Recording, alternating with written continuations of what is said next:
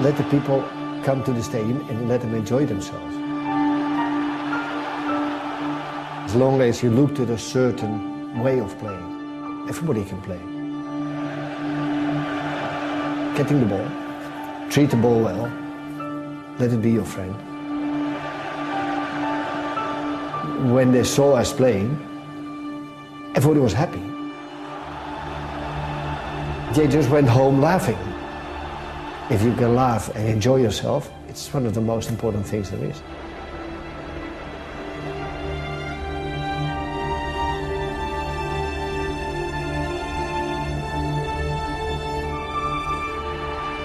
Johan Cruijff.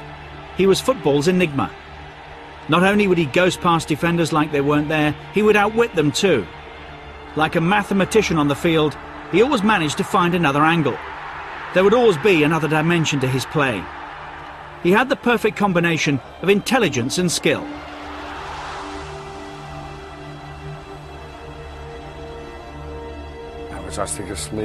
He was very intelligent and had an overview of the whole game.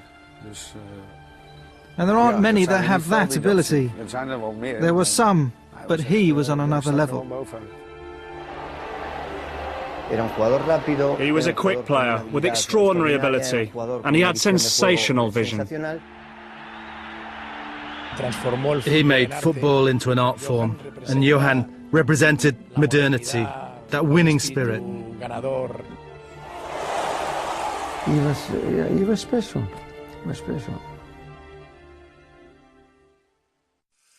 It was in Watergraafsmeer, in the east of Amsterdam, that Johan Cruijff grew up in the 1950s. His home was close to the old Ajax stadium, which was appropriate for such a talented kid. But there were some tough moments in childhood for the youngster. My father died when I was 12, which means that my second father was taking care about the field of Ajax. My mother was working there, which means that, well, in between school times, from 12 to 2 or whatever, when you eat, you went there, which means it's, yeah, almost second home. You learned on the street, like me. You know, most of the players from Ajax, he come from the street. He lived 500 meters from the stadium. He wasn't like a son from us.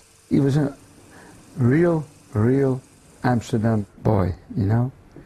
He was a real man of Amsterdam. Then I was on the field and he was behind. He shoot the ball back to the trainers and he was always running and playing with the little guys. He was a small friend of all the players, you know. They were older, they just guide me in the good things and in the bad things. When I had a good game and I talked a little too much, it was like, shut up or we'll find you. The youngster, though, was something of a prodigy. Cruijff made his debut at the age of 17, scoring in his first match and making a name for himself on equal terms with the men he'd once seen as father figures. They were players for the first team, and of course they were the idols of all young players at that stage. But at the same time, I saw them every day. So when I went into the first team, everybody says, "Were you nervous?" I said, "Well, I wasn't nervous. I went in the dressing room all the time as a young kid. It was just so natural, so automatic." By 1966, Ajax were dominating the Dutch league. They won the Eredivisie with a little help from their young centre-forward, who got 25 goals in 23 games. Now, first of all, we had a good team at that time. There were some very good players, and I was quite, at that time, still quite selfish. I knew where I had to go. My control was very quick because that's what I had to do my whole life, otherwise I would never have come to the first team. So it was quite easy to score these goals. It was just based on my quality. He was fantastic. He was so smart. He knows where the ball is coming. He saw everything. And he can play on every place in the team. The 1960s were pioneering days for Ajax. Rinus Michels and his talented squad were developing a fluid style of play, a system that would become the celebrated total football. Shaki, deze jongen With a scholarly air, through method and precision, Michels became the master, commanding respect from his attentive pupils. En in mindere mate dus de competitie buiten enkele wedstrijd vraagt dus 2,5 kwartier geen seconde verslagen. And in Cruijff, Michels had the perfect player to put his ideas into action on the pitch. He was Ajax's star. But there were times when even Johan Cruijff was brought back down to earth. The trainer say no smoking, Michels. And we come from the training in the car and we drive 200 meters and he stopped with the car. And he make cigarettes and he smoked a cigarette after the training. We had to do some training in the woods, running, and I hated running. The second goalkeeper and myself, we were behind the tree, smoking a cigarette until they were coming by. And then one day we were just smoking and then the coach was behind the tree. So he said to me, next day was the day off, next day you've got to train because we can't accept that and all these sort of things. I was there on the place at 7 o'clock. Then the coach came in his car, in his pyjama. He said, it's too early, it's too cold, bye-bye. So he turned around, went home again. And I was there looking like a fool. Whatever went on behind the scenes in Amsterdam, Michels and Cruijff were going places. And in 1969, Ajax made it to the final of the European Cup, where they met AC Milan. We had to pass the first final of the European Cup. At that time was in Madrid against Milan. And we lost there. Not because we were worse, but the experience was not there. But you have to go through these mistakes. You had to learn from it. And then the great period started in '71. It was a bright London evening at Wembley Stadium, June the 2nd, 1971. It turned out to be the first defining moment for Johan Cruijff and his Ajax side. Kijk van buitenom, zeer goed. Prachtig ingekopt is het doelpunt. Ja, ja. Een doelpunt van Dick van Dijk op het voorzet. Cruijff. Heel handig het schot van Haan. Het is een goal. 2-0 voor Ajax. 2-0 voor Ajax.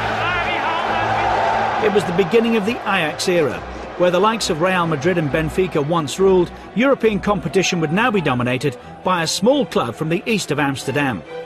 Ajax at that time was still in their organization, an amateur club. I think maybe 10 or 20 persons were working there. You didn't have directors, you didn't have, no, there was a president. And then, yeah, people who did it in their spare time. A year on, in 1972, Ajax were preparing for another final, this time with a new coach, Stefan Kovacs, in charge. It was Ajax against Internazionale at the De Cruijff Stadium in Rotterdam, and in the second half, Cruijff took the game to the Italians.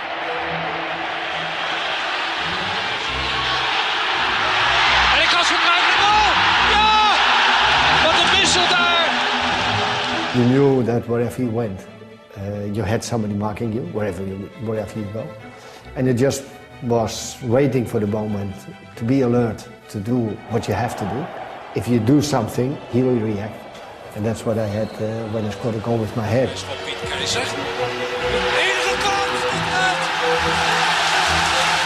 Schitterend ingekopt. Cruijff, toch weer Cruijff. 2 goals from Cruijff brought Ajax their second European Cup. They were now in a period of phenomenal success, and there was never any doubting who was the jewel in the crown. Johan was echt een leider. Johan was a natural-born leader. He was the driving force of Ajax and our team. He always had that in him, and this was very important to Ajax. Was ook heel belangrijk voor Ajax. It was Johnny Rep who scored the goal in 1973 that beat Juventus in Belgrade. 3 in a row for Ajax and Johan Cruijff. It was a fantastic achievement because I think, I don't know, not a lot of clubs did it. So you came into a select group of clubs within Europe. I play 7-8 years with him, and we win 3 times the European Cup together. And he was the best. But this was to be the last time that Cruijff would hold the European Cup as a player. Despite the celebrations, there were problems behind the scenes, which meant that Ajax's star had to move on. From the club on, there was no discipline. From nobody, not from the president to the players, not from the players to the coach, not from the coach to this. It was a pity because I think they could have held a few more years. You can get angry, that's what I did, and tried to keep these things together, but it was almost impossible after these 3 cups. So in 1973, the European Player of the Year, the best player in the world at the time, chose to sign for Barcelona. For the locals, the arrival of Cruijff and the impact he had was as good as a miracle. When Johan arrived here in Barcelona, the club was going through, let's say, a strange period. Even though we were playing well and had good players, we weren't winning anything. But when Cruijff arrived, in the footballing sense, it was like the Big Bang, which really reactivated the team. The transformation was not to go back and have a look what happens. No, go out there and just try to win and win. Barcelona at that time had some good players, but they didn't think like that. And the moment they start thinking like that, it was a very good team.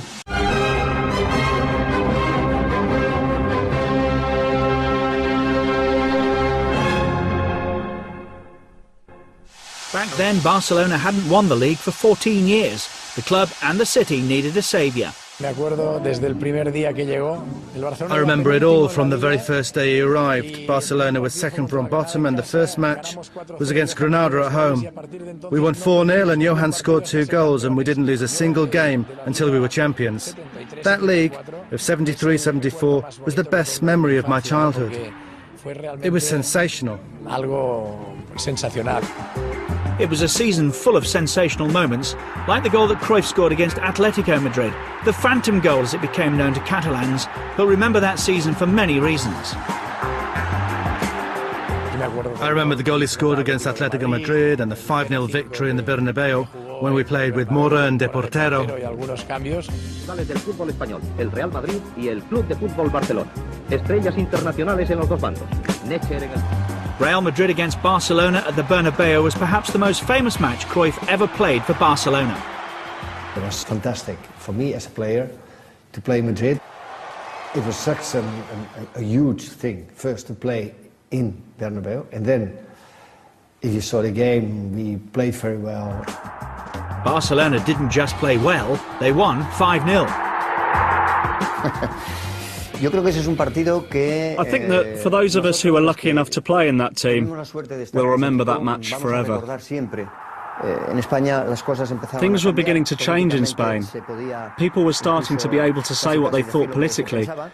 And in that sense, a result like that against a team like Madrid, in their own ground, sent shockwaves around Europe.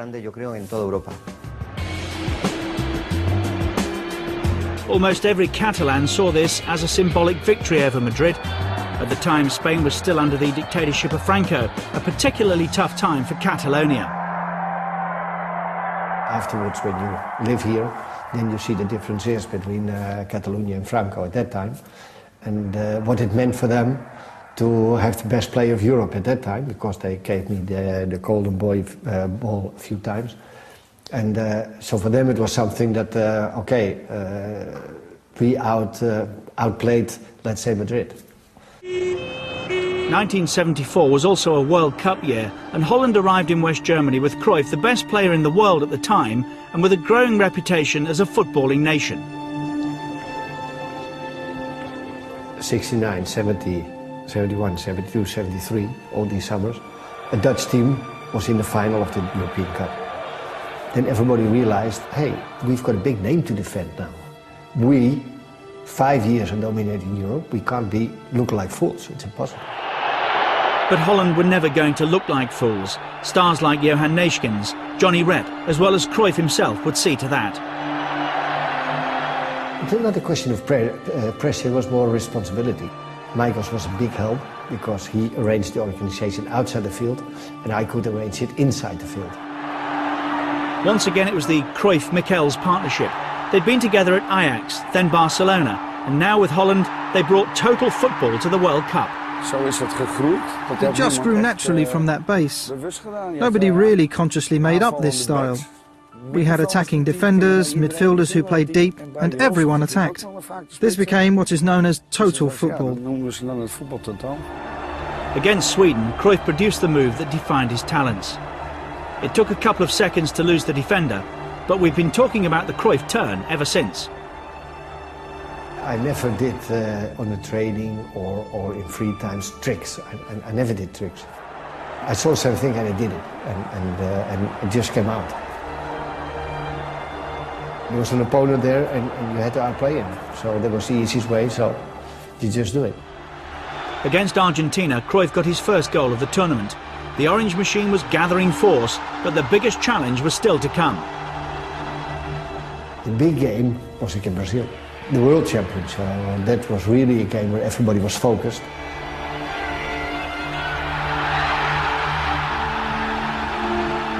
We didn't only outplay the Brazilians, but we outplayed them with the best football.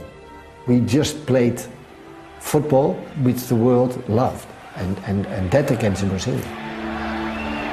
After 65 minutes, Cruijff produced a clinical finish to another flamboyant Dutch move. Holland were in the final. They were to face the hosts, West Germany, but they arrived at Munich's Olympiastadion in confident mood. We knew we were much better. We were not afraid at all. It was an extraordinary start to a World Cup final. Cruijff picked up the ball and took on the German defence. He got a penalty. And Johan blasted it home. Holland were ahead before any West German player had even touched the ball. We knew they were Germans. Germans is always difficult. It's one of their qualities, their mentality, and they will go until the end. The Germans fought back. They too won a penalty, which Paul Breitner drove home. The German reaction didn't stop there, and by half-time they were ahead, this time through Gerd Müller.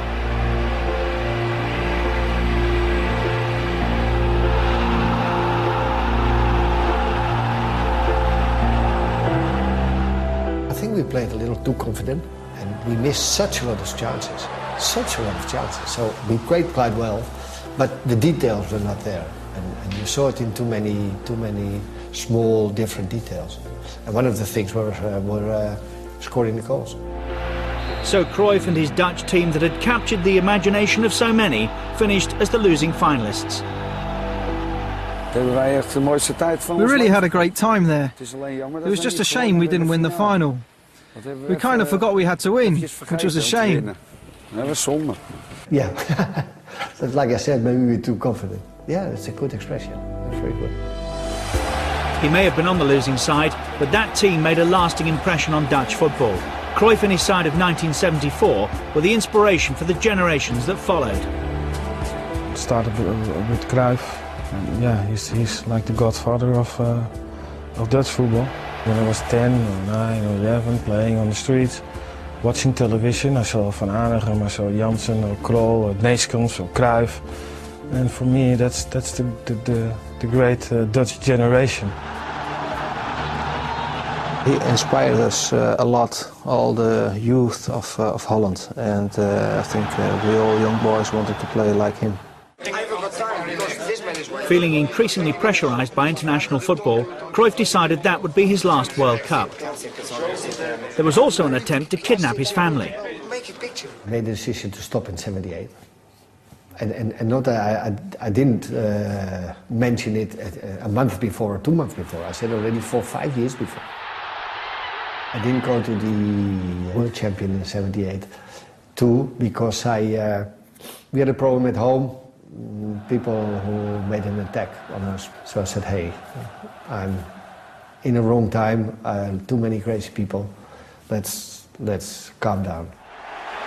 In 1974, Cruijff was named the European Player of the Year for a third time, as he continued as Barcelona's star. For many, he's the most influential player the club has ever had. Johan revolutionised the city and the country. He transformed Barcelona and Catalonia because during his time here, he turned football into an art form. Johan was innovative and a breath of fresh air. It was an extraordinary feeling. And he touched a lot of people.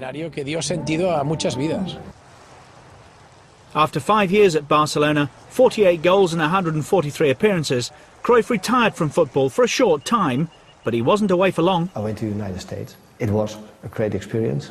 I learned there a lot of things, especially in managing and all these sort of things.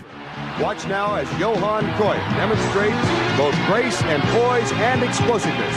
This poise and explosiveness from perhaps the greatest player active in the sport of soccer today.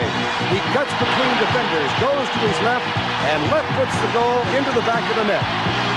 They did. Thank you, Johan Cruijff and Chris Dangerfield. 5 of the 7 goals tonight, and good luck to you in the playoffs. Thanks very much. Okay, back to you, Tom.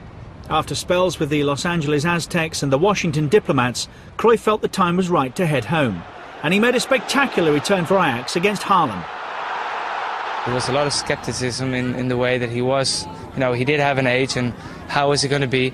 And I think even the first half he did some, you know, he just made an unbelievable goal. And I think that was probably one of the moments where I was most proud of all, you know, because your classmates, you know, everybody, you know, how is your father going to play? And when he put up that show, you know, it was for me an incredible moment. There were more incredible moments to come, including the famous pass from a penalty. He scored 14 goals, 36 games in his second Ajax spell. But perhaps the biggest surprise of all was when he put on the shirt of rivals Feyenoord and actually scored against his former team. Then as head coach back at Ajax, he won the European Cup Winners' Cup in 1987 with a goal from his protégé, Marco van Basten. And when he took the job as head coach at Barcelona, Cruijff's career had come full circle. It took some time, work and to be strong inside to achieve what we wanted to achieve. It was just the way we played with Holland, the way we played with Ajax, and I thought you could have the possibilities here to do the same thing here, and that's what he achieved. Back at Barcelona, Cruijff put together a team that played football how he wanted the game to be played. They called it El Dream Team, and they even managed to beat Real Madrid 5-0 as well. Barcelona gave Cruijff the opportunity to put his footballing philosophy into practice. And there you had the example in the famous Dream Team that won consecutive titles. So Johan and the club's ideas became inseparable.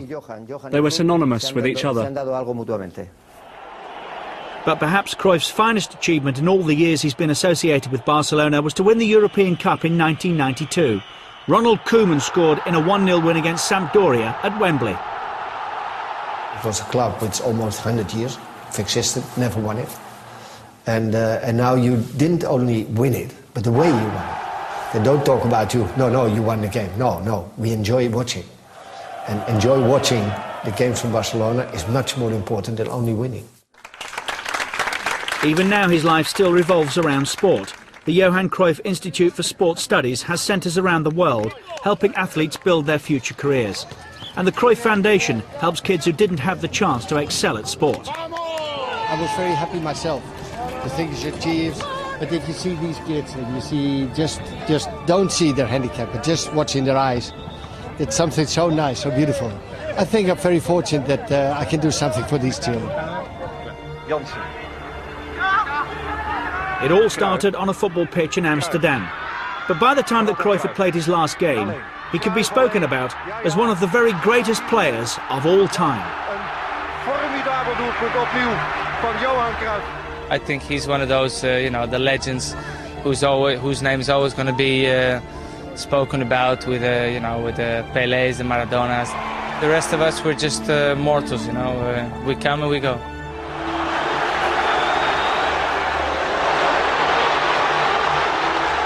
Johan Cruijff, Maradona, Pelé, Eusebio, they were all fantastic players.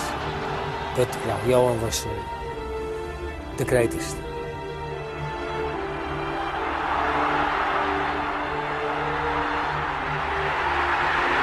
You can be proud of it, or you have to be proud of it.